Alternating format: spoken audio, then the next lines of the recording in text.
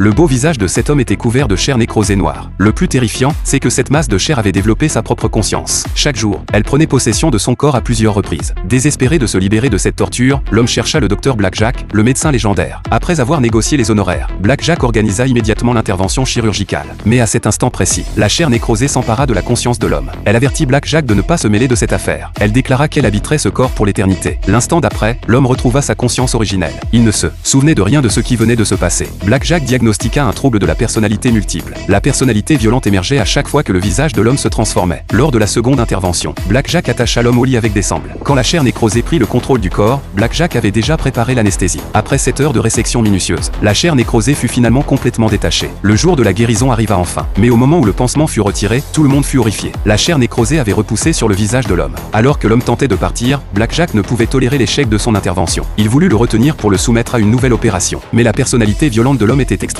puissante. Blackjack n'était pas de taille à l'affronter. Heureusement, un scalpel chirurgical se trouva à proximité. Blackjack l'utilisa pour faire perdre conscience à l'homme et le plonger dans le coma. Puis il le prépara pour une nouvelle intervention. En réalité, la raison pour laquelle la chair nécrosée repoussait était que, même sous anesthésie, la personnalité violente restait tapie dans les profondeurs de l'inconscient. Seul le coma pouvait forcer l'homme à se libérer du contrôle de cette autre personnalité. Cette fois, l'intervention se déroula sans complications. Blackjack réussit à détacher complètement la chair nécrosée du visage. Quand le pansement fut finalement retiré, l'homme retrouva son beau visage.